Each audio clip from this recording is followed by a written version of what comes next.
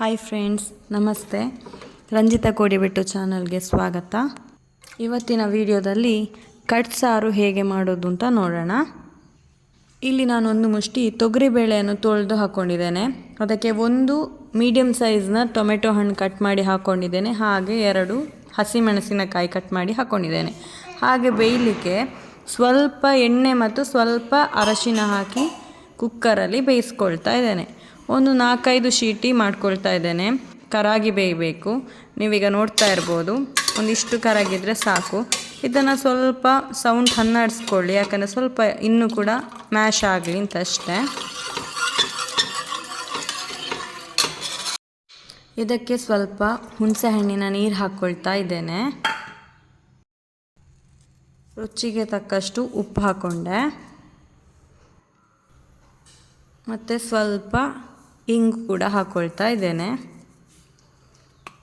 ನೀವು ಗಟ್ಟಿ ಇಂಗನ್ನು ಬೇಕಾದರೆ ಹಾಕೋದಾದ್ರೆ ಸ್ವಲ್ಪ ನೀರಲ್ಲಿ ಕದಡಿಸಿ ಹಾಕ್ಕೊಳ್ಳಿ. ನಾನು ಹುಡಿ ಹಿಂಗೆ ಯೂಸ್ ಮಾಡೋದು, ಸೊ ಹುಡಿ ಹಿಂಗೆ ಹಾಕ್ಕೊಂಡೆ.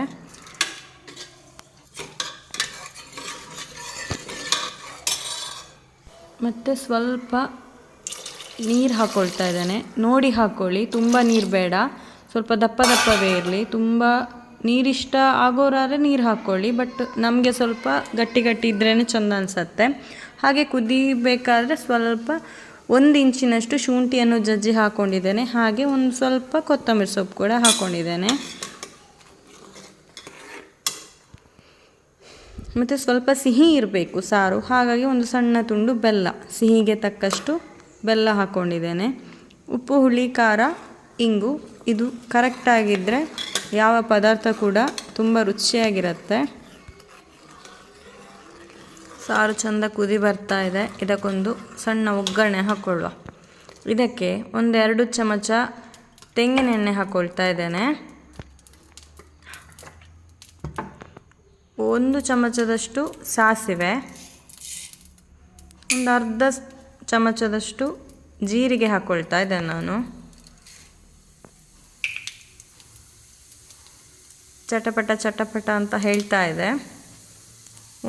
ಒಂದು ಕಡ್ಡಿಯಷ್ಟು ಅಥವಾ 4-5 ಎಲೆ ಅವು ಸಾಕಾಗತ್ತೆ. ಕರಿಬೇವಿನ ಎಲೆ ಹಾಕ್ಕೊಳ್ತಾ ಇದ್ದೇನೆ. ಚುರ್ರ ಅಂತ ಒಂದು ಒಗ್ಗರಣೆ ಕೊಟ್ಟೆ. ಇವಾಗ ಈ ಸಾರು ರೆಡಿಯಾಗಿದೆ. ಬೆಳ್ತಿಗೆ ಅನ್ನದ ಜೊತೆ ಈ ಕಟ್ ಸಾರು ಹಾಕಿ ಊಟ ಮಾಡ್ತಾಯಿದ್ರೆ ತುಂಬ ಚೆನ್ನಾಗಿ ಅನಿಸುತ್ತೆ. ನೀವು ಕೂಡ ಮನೆಯಲ್ಲಿ ಟ್ರೈ ಮಾಡಿ, ಹೇಗಾಗಿದೆ ಅಂತ ನನಗೆ ಕಮೆಂಟ್ ಮೂಲಕ ಹೇಳಿ. Thank you.